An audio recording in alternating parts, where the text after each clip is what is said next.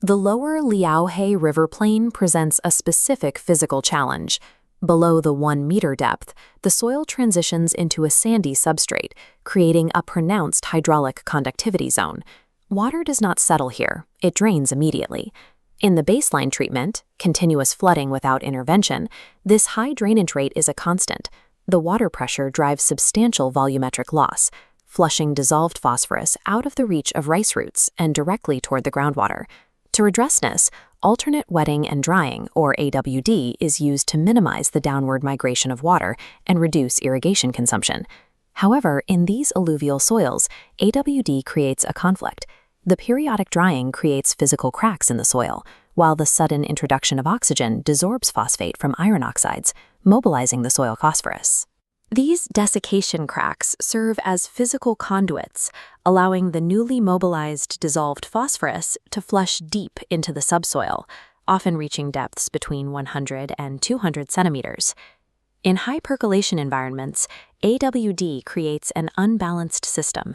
It successfully conserves water, but at the cost of triggering a nutrient leak that threatens groundwater quality. The proposed corrective involves a precise topsoil amendment, incorporating 20 tons per hectare of maize straw biochar into only the upper 20 centimeters of the profile. The strategy relies on a dual action mechanism. The biochar is intended to act as a physical hydraulic barrier while simultaneously serving as a chemical sink for phosphorus. To verify this, we have to look at data from a 2-year field experiment, tracking both the immediate water percolation and the long-term accumulation of nutrients across the full 2-meter soil column. The central thesis is that by engineering the topsoil, we can halt deep profile migration, converting a chemical hazard into a slow-release agronomic asset that is trapped entirely within the active rice root zone. This chart of cumulative water percolation confirms AWD is an effective water-saving tool. Compared to continuous flooding, AWD reduces percolation by 25 to 38%.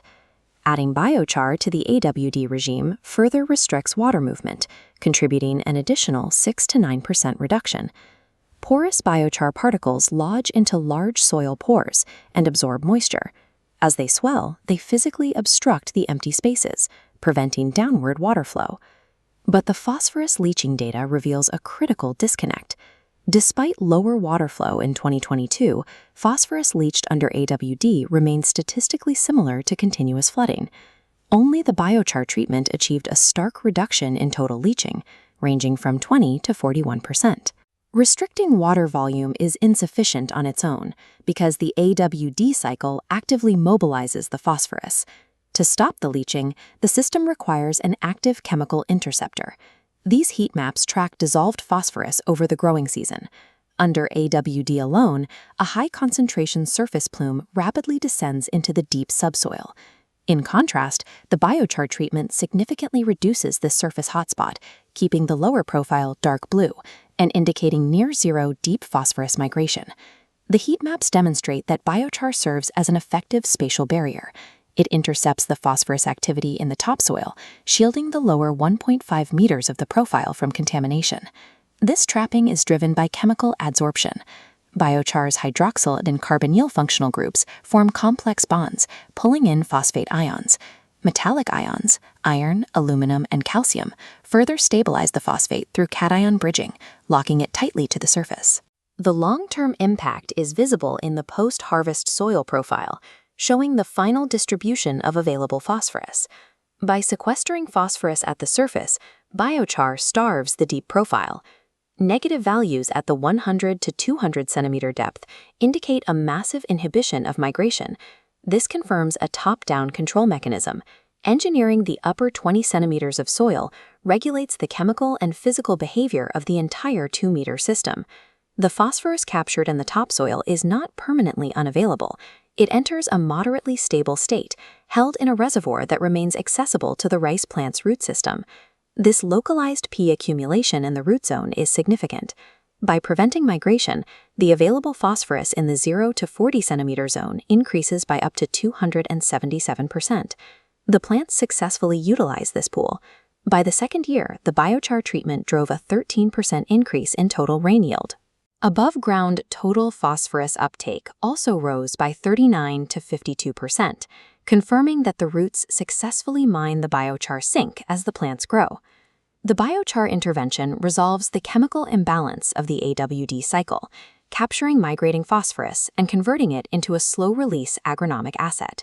However, the stability of this system depends on the long-term integrity of the biochar phosphate complexes. These bonds are sensitive to environmental shifts. A sustained decline in soil pH could dissolve the calcium and magnesium precipitates, holding the phosphorus in the topsoil.